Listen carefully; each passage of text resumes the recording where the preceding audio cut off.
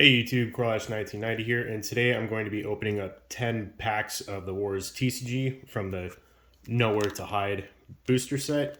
So the reason why I'm doing 10 packs instead of just a full box is because my camera stopped recording like partway through an opening. So I'll go through what I opened. So I opened up one foil, and again, I'm trying to show the foiling. And then here's the rares that I opened up. But yeah, it just stopped recording right in the middle of my thing, and it kind of just like corrupted that whole little video I had. So anyway, this will be me continuing said opening. So I'll move these over, start opening these, and so go over the pack art. Yeah, the pack art's amazing. And then yeah, 15 cards, one rare, and it's like 7 cards in or something like that, and there's the rest of the pack. Yeah, I was saying like the packs open up really easily. And yeah, it's a lot of good cards. Like I was saying before in the previous video, that this set complements a lot of the each like faction basically. And this set also has a rare site card. This is a pretty interesting one. Not really sure how good it is. I mean, more site options the better. And they also have these like interesting bot guys that can like let you splash in other areas, and it gives you like temporary support icons. Pretty cool. Then from what I noticed, because this box is part of my case that I bought on Black Friday, all the other boxes I was opening, because I opened up quite a bit by myself, just to kind of get a feel for the feel for the set and just pack layout in general. I got exactly 5 foils from all the other boxes, and it's weird. Like Quay and She all only had one card that was foil.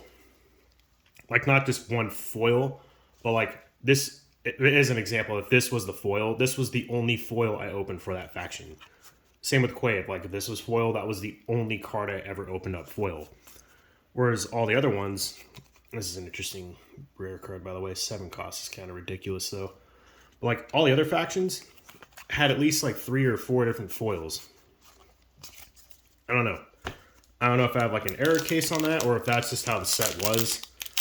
I think it's kind of weird that you'd favorite other factions on like giving them a bunch of different foils, because I really like Quay, and I was wanting, here's another foil. I was wanting to like foil out my Quay deck, but kind of hard to do when most of the Quay cards are on foil. But I do like the foiling in this game too. I like how it's not the whole card is just foil. It's like suggestive, like, or like it picks out certain parts of the art that's foil. So like all the buttons and gauges and stuff on the console that dude's staring at. Also, just the card bordering in like frame. The aesthetics of this game are just great. I like the little random designs that like each faction has. This is like claws, alien looking armor thing. I don't know. This game's awesome. Kind of sucks it died, but at the same time, I do like having a very limited card pool, because then it's just cheaper to buy everything for the game. You know, like Star Wars CCG is incredibly expensive nowadays, which kind of sucks, but I have a bunch of like popper type decks for that game. But I think this game fixed a lot of the issues that Star Wars CCG had without ruining the flavor of like this game style. Like this game is, yeah, it has like a competitive aspect to it, right? But it also has kind of like a narrative, almost like a feel like you're kind of like telling a story, which is what I really liked about Star Wars CCG, and what I really like about the Middle-earth CCG as well, which I have a fairly large collection for that game. Which, if you're trying to get into that game, I recommend the Middle-earth CCG. I recommend getting the Challenge Deck Brick, is what it's called. They're kind of expensive now, but I mean, if you can find them on eBay for like under $300, I would just get it, because you get 10 fully built decks, and they're not like bad starter decks like what Magic the Gathering would have. They're very well streamlined. Each deck has like a very clear goal on what it wants to do, and it has a lot of good cards to accomplish said goal. Anyway, I like the starter decks for this game are great too. I've picked up a couple of them. This ship's awesome. This is the rare. But yeah, starter decks for this game are good. I picked up a couple of them for like the Quay stuff just to get it more of a card pool for that faction. Because again, I really like Quay, and you get multiple copies of a lot of good cards. You get some like starter deck exclusive foil cards, and it's hard to see, but like the little rarity and set numbers down here. This is the rare. Yeah, I think all in all, it's they're good, decent pickups. You can find them for cheap. I found a bunch of them for like $2 or $3 on eBay not that long ago. I really like to look at this ship. It's like a slug with like laser blasters and flames on it because it goes fast.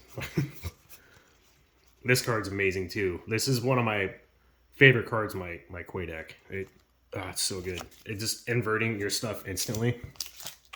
It's pretty sweet. Sorry if it seems like I'm going fast too. I am trying to keep this video somewhat short, but I think I'm going over cards fairly well. There's another foil we have. See like how his armor and the ships in the background are all foil. So that's technically 3 foils out of this box. And there's some good generic cards in here too. But we should be expecting 2 foils out of this stack of 10 packs over here. I did not have a box that had less or more than 5. All of them were very consistently at that ratio. This location's great too. Really, really like this location. It's pretty key in my Quay deck. And then it gave them a lot of ships too, which is kind of cool. There's another foil. Awesome artwork. And again, like the armor and the gun are all foil. And then like her eyes too.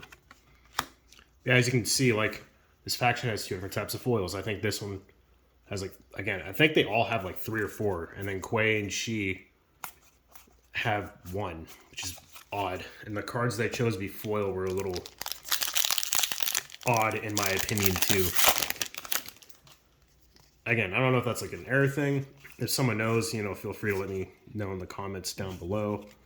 This is a cool ship. This is their like unique ship. More stuff. I like the artwork in this card too. Just the outsourced lighting is just great, and the contrasting colors. Yeah, man, the pack art's amazing. I don't know what the packs look like for the first set, so I'm kind of, you know, I'm not going to look it up. I'm just going to order a case of the first set too, and I'm going to order the rest of the starter decks that I don't have. And I'm just going to kind of go into it blind and, you know, just enjoy it like that. Rare. This is also a great card too. 0 cost for a really good ability is always good, even if it has 3 threshold, and also has 6 destiny, which is great. So oh geez, kind of obliterated that pack. 1 more foil, and from what I remember, the foils in the boxes were unique shit for them too.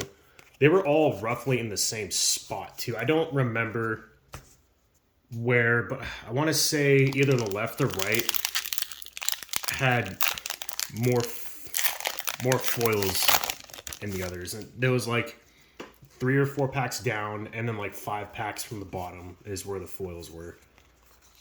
Wish I had kept better track of that. Maybe I will in another box, because I do have 1 more box and I plan on doing an opening on here. Maybe we'll kind of keep track where the foils are if I remember to do that, which chances are I probably won't. Again, this artwork's great. This is one of my favorite artworks in this whole set. And our last foil, a Gongan foil. It's an alright card. So that box, as far as the foils we got, were just kind of average in my opinion.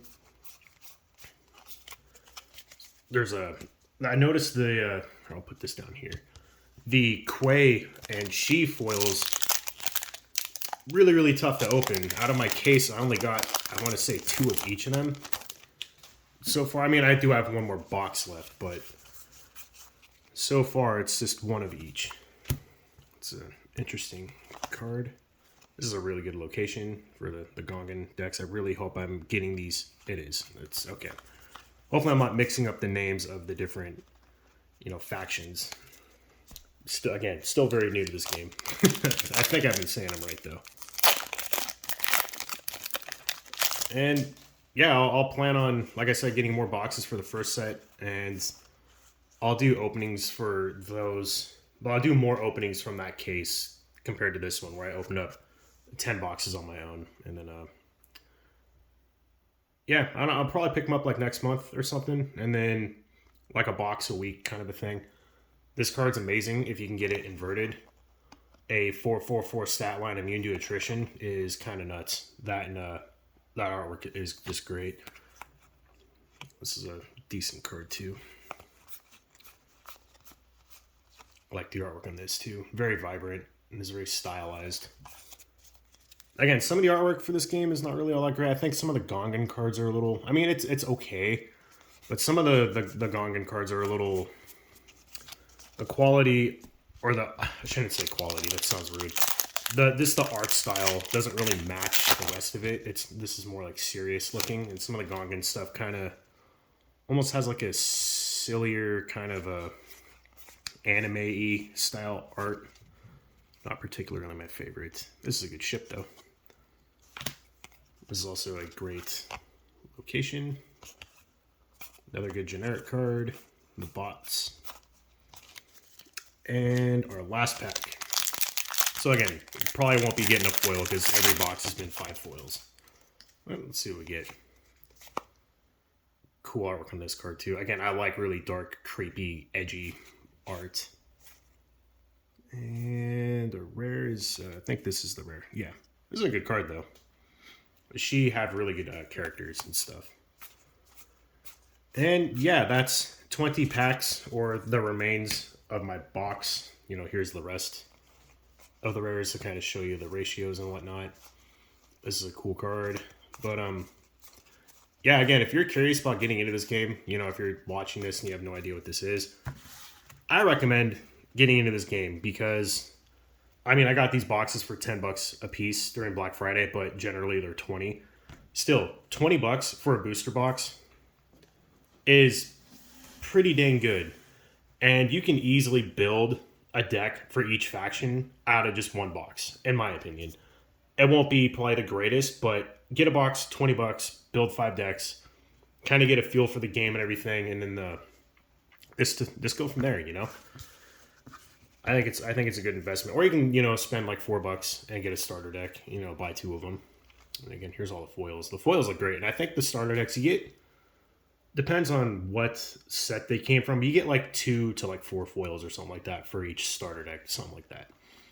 Yeah, they all look great though, I think. And again, I couldn't recommend this game enough. And the community on Facebook, from what I'm noticing in the Dead CCG collector group, and then the actual Wars TCG group, bunch of nice people. You know, I haven't had any negative interactions yet. So, I mean, go on there and ask questions first before buying product, I guess, if you want. But anyway, thank you all for watching, and stay tuned for more Wars TCG openings, among other Dead card game openings. And I'll catch you guys later.